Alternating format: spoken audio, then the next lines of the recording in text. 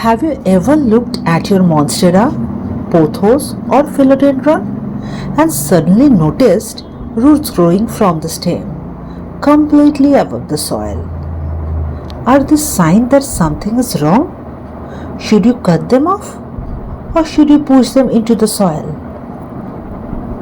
These are called aerial roots, and today I am going to understand exactly why these plants produce them, what these roots actually do, and what you should and shouldn't do with them.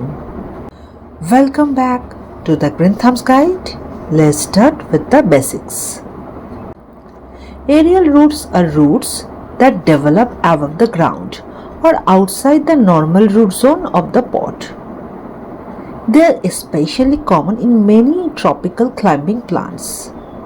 And that's important because Monstera, many philodendrons and pothos are not naturally little plants sitting quietly in the soil. In their natural environment, many of these plants climb, spread and use other structure for support. So, these roots are part of their natural growth strategy. Now, let's start one of the most famous aerial root producers, Monstera. If you have grown Monstera for a while, you have probably seen these long roots emerging from the stem. They can look quite dramatic, but they are completely normal. In the wild, Monstera is a climbing plant.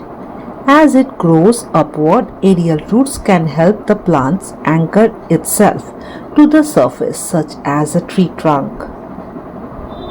And this is one reason a moss pole or another suitable climbing supports can be useful for a Monstera. When the plant has something to climb, its natural climbing behavior becomes such and much easier to observe.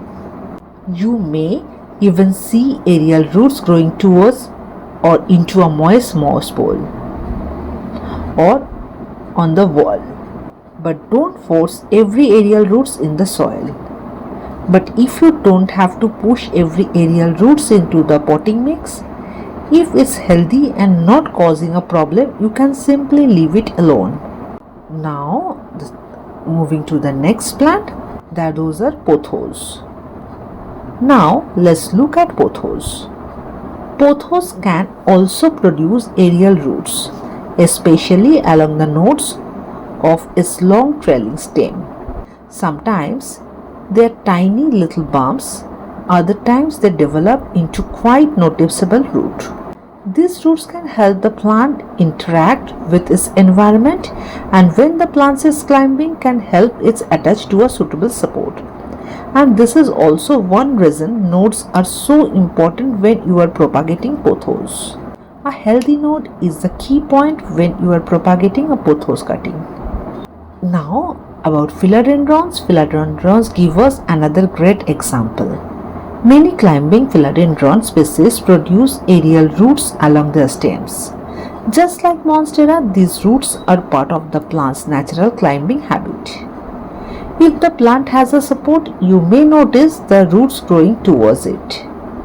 So when you see one of these roots, don't automatically assume that your plant is unhealthy or there is some problem. In many cases, you are simply seeing the plants behaving the way it is designed to grow.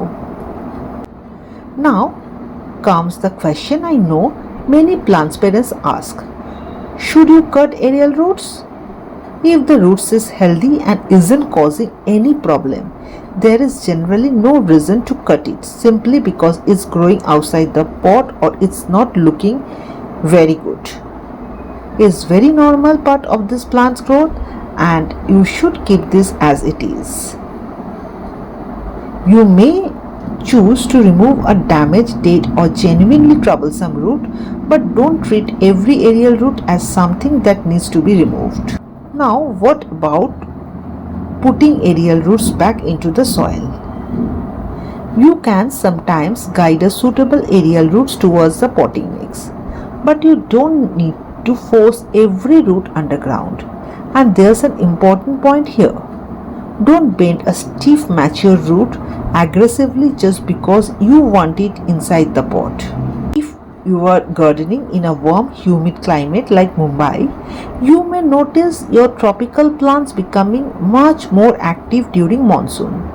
When growing conditions are favorable, plants can produce plenty of new growths, and that can include aerial root. But remember, high humidity doesn't mean the potting mix should remain constantly wet. Keep the soil well drained, give your plants suitable light, and don't let monsoon enthusiasm turn into overwatering. So, let's quickly compare our three plants. Monstera, famous for those long aerial roots and its climbing habit. Pothos, look closely at the nodes and you will often find small aerial roots. And Philodendron, especially climbing types, also use aerial roots as a part of their natural growth. And when any of these roots actually attach to moss pole, you will automatically find they are producing much more bigger leaves. So the next time you see a strange root growing from your Monstera, Pothos or Philodendron, don't panic. Actually, it's a symbol of a healthy plant and it will produce much more bigger and healthy shiny leaves. It doesn't necessarily mean there is a problem. In many cases, it's simply your tropical plants doing what is naturally done. And obviously you will also see this plant's roots are moving towards any supports and leaves towards the bright area. This is very natural behavior of a plant. So do you have a plant with crazy aerial roots? Tell me which one in the comments. And if you would like more practical plant care videos from my balcony garden, don't forget to subscribe to the Green Thumbs Guide. Bye till we meet again.